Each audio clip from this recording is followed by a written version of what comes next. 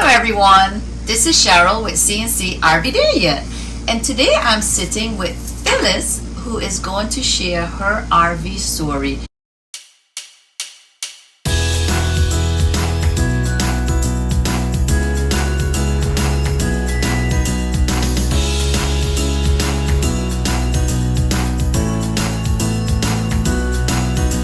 I'm taking my chances along with my dreams. When I first saw the sign hanging outside the RV with Ottawa, I just assumed it was Canada until I had a closer look and saw Illinois behind the word. Ottawa is a city in Illinois with a population of over 18,000. Ottawa is known as the scenic gateway to Starved Rock State Park. This is the most popular state park in Illinois, and it attracts over 2 million visitors a year. We intend to visit this state park and our new friends who live in Ottawa. We can't wait.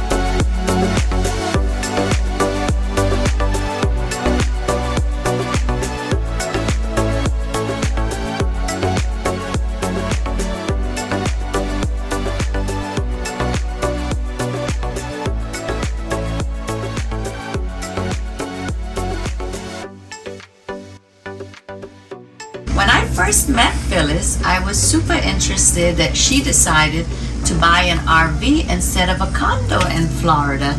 So Phyllis, I'd like you to share with us why you opted to buy an RV instead of a condo. So we came down here and we love it down here. It's beautiful down here. And we got back home and my husband was retiring and we talked about, do we want to buy a place in Florida so that when he's done working, we have a place to go where it's warm and, you know, just get out of the cold, because we're from Illinois and it's cold up there in the winter, like bitter cold.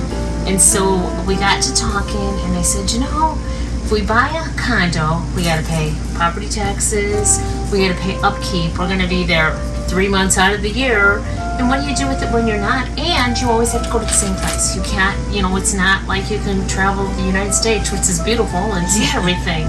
Good point. So we kind of talked about it, and then one Sunday morning I said to him, what if we got a camper, you know? And neither one of us had ever camped. We had no clue what we were in for. Good, bad, indifferent. We had no idea. And so he just was like, okay, let's take a ride up to Rick's RV. So we took a ride up to Rick's RV, which is a camping place that sells campers up by us, and talked to the guy, and Tom talked to the guy. We did not buy a new camper. He said, you know, we've never done it. We don't know if we're going to like it, you know, and we're just kind of wanting to get our toes wet. So the guy goes, oh, I have the perfect camper for you. I sold it to this couple. They were like in their 80s and they just can't do it anymore. And I took it back on consignment for them, and I'm going to sell it for them. And it's perfect. And it was a 26-foot Jayco travel trailer. Very well kept, very good condition. They didn't hardly use it, so we bought it. And we came to Florida that winter, and we stayed over in Manatee Hammock,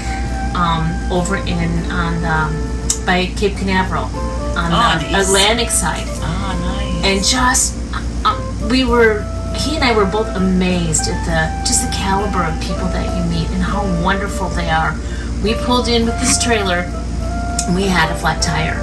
And there was this guy, his name was Jim, I don't remember his last name, and he was probably 75 years old, and he comes over and he's like, oh, you got a flat tire? And Tom's like, yeah, I have a jack. Oh, no, I got bottle jacks. The guy goes and he gets his bottle jacks, and he's back and he's helping Tom pump the trailer up, and he, so we farm, and we found out in talking to him, worked for a grain elevator company, and then had retired from doing a grain elevator thing. So Tom had some new seed corn hats from our dealers up in Ottawa, and he gave him the seed corn hat, and you would have thought we gave him $1 million. He was just over the moon from it. And so that was our first experience with just meeting somebody in a campground, and loved it, had an absolute blast.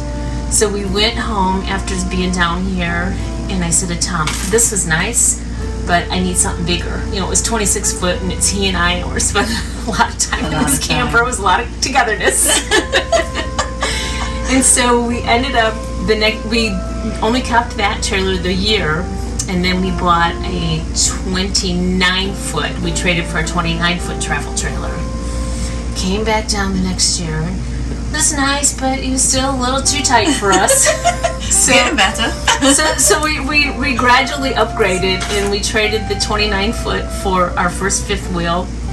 And it was a 35 foot, and we did keep that 2 years. So we didn't trade every year. We kept that one 2 years. And then we bought this one that we're in now in 2020, and it's wonderful. The people that you meet, and I can't explain how to. I mean, you have to experience it. For me, you have to experience it. Totally different than owning a brick and mortar place, as far as I'm concerned, because it's our home on wheels. We can go where we want to go. We meet the nicest people, and Little communities. Yes, absolutely. I mean, we have met people from, in fact, 2 years ago we met some people over in Shipshewana, Indiana. We were over there, and they were from Michigan, and we ended up meeting up with them down here in Florida this year and having lunch with them. I mean, cool. Ohio, Indiana, Michigan. We have friends in Texas that we've met. I mean, just people that you meet and you keep in contact with, because they're just such wonderful people. The community in a camping community is just, they're just big-hearted people, and they're caring and giving, and they'll help you with anything. And I don't think you get that always in a neighborhood. No. You don't get that in a brick and mortar house. I mean, you might look out once in a while and happen on a place, but I mean, most of the time you don't get to know your neighbors as well. People keep to themselves, and so now, how big is this camper? This is 40. So 40. we started out at 26, and we're at 40. 40. And we'll probably stay at 40. This is beautiful. Thank you. Beautiful. Thank you. Now tell us a little bit of your home and farm, because you park your camper right on your property. Yes. So we have a farm, and we have 4 acres around our house. In our farm, our house is 3,600 square foot, so it's a pretty big house. But we have like a circle driveway, and we have our son is an electrician, and he has put in some electrical outlets on our farm, and we have 2 50 amps and a 30 amp.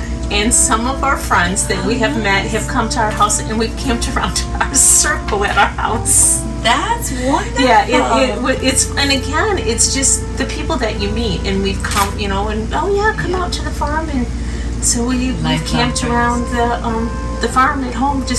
And we're fortunate that having the farm in the winter or when we're off season. I mean, we try to come down here, but like in December, we're home with the kids for the holidays, for Christmas and what have you, and we have machine sheds for the tractors and the combine, so we're able to store our camper in the machine sheds, so we have a place to store it, which is nice. That works out. That's awesome. And because of meeting you and you having a farm, we got to try the most delicious corn in the world. Corn is my most favorite food. I mean, always. But I always eat corn from a can and, frozen, whatever. But your corn, oh my gosh. Thank you. And you know what? It's funny because we have, the area that we live in, Illinois, Iowa, Indiana, the 3 I states, have the best farm ground for growing corn. They truly, truly do. And so when we came down, I always tell people if we bring corn, and that, again, another thing about the camping community, everybody gets together and, does cookouts, and I always try to bring corn. And people are like, oh, corn, but you have to try it. You have to try it, yeah. It is. So I promised Andre when I come down next year that I would bring extra corn. A little pull-along wagon with all the and corn. hopefully you guys will be here next year when we come. So. Maybe, we'll see. Yeah. We're not sure exactly yet what our plan is, or we might see you in Illinois. And if you come to Illinois, honestly, look us up. And I don't have sewer, but I have a 50-amp plug-in you can plug into. We want to travel that way, so I'm not sure, but the corn really got me thinking now, and we should head in that direction. Well, I'll tell you, if you came our way and you were up our way at harvest time, we could let you ride in the combine and the tractor and you could just see the whole forks of it. Wow! So, we have to put this onto the map now. Put that on your This is schedule. serious corn stuff. So harvest, it typically starts end of September. Okay. And it ends. We're usually done by the end of October, depending on. Of course, a lot of that hinges on the weather. If it's really wet, then you can't get in the fields, or but for the most part, by the end of October, we're that'd done. be so cool. Yeah. That's wonderful. So do you plan to continue vacationing, taking your winters? Oh, in your absolutely, RV? absolutely. I wouldn't trade it for anything. For anything. And I'm telling you, if you don't own a camper, you got to try it. Everybody needs to at least try it. They do. I totally agree. They do. It is fabulous. Well, we are so thankful that you shared your story with us today. Thanks for we are asking so me happy to. have met you. Oh, and we yes. will definitely see you again. Oh, so, good. Thank you so much for That this. makes me happy. I'm counting on that